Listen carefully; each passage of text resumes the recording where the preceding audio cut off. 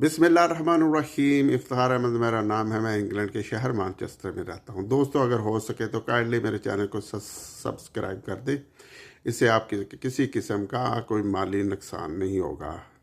तो इससे ये होगा कि मेरी ये वीडियो है उसकी रीच ज़्यादा होना शुरू हो जाएगी। तो इसलिए आपसे रिक्वेस्ट है कि काइंडली मेरे चैनल को सब्सक्राइब कर दें।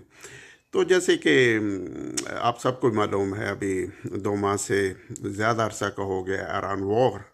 और ईरान वॉर के नतीजे में हमारे जो प्राइम मिनिस्टर शहबाज शरीफ साहब हैं और हमारे जो चीफ मार्शल साहब हैं, उनका नाम जो डोनाल्ड ट्रंप साहब बार बार अपनी स्पीचेज में लेते थे कि मैंने चीफ मार्शल्स पाकिस्तान की रिक्वेस्ट पे ईरान में वॉर या ईरान पे हमले को रोका हुआ है, वो इस तरह के काफ़ी बयान देते जा रहे थे। आपने मुतअद्दिद बार ये बयान सुने भी होंगे।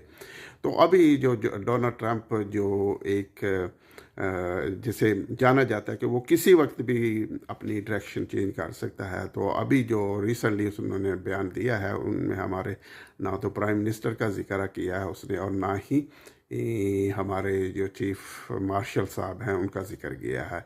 अलबत्ता उन्होंने अब अपनी डायरेक्शन को चेंज करते हुए जो कतर के हुक्मरान हैं और जो सऊदी अरब के हुक्मरान हैं और जो यूएई के हुक्मरान हैं उनका जिक्र किया है कि अभी मैंने जो जंग को दोबारा इसलिए शुरू नहीं किया या अपने हमलों को मैंने इसलिए शुरू नहीं किया कि कतर, सऊदी अरब और यूएई ने के जो हुक्मरान हैं इन्होंने मुझसे रिक्वेस्ट की है कि सऊदी अरब पे ईरान पे हमले को रोका जाए, और इसलिए मैं ईरान पे अभी हमले को रोका हुआ है इनकी रिक्वेस्ट पे।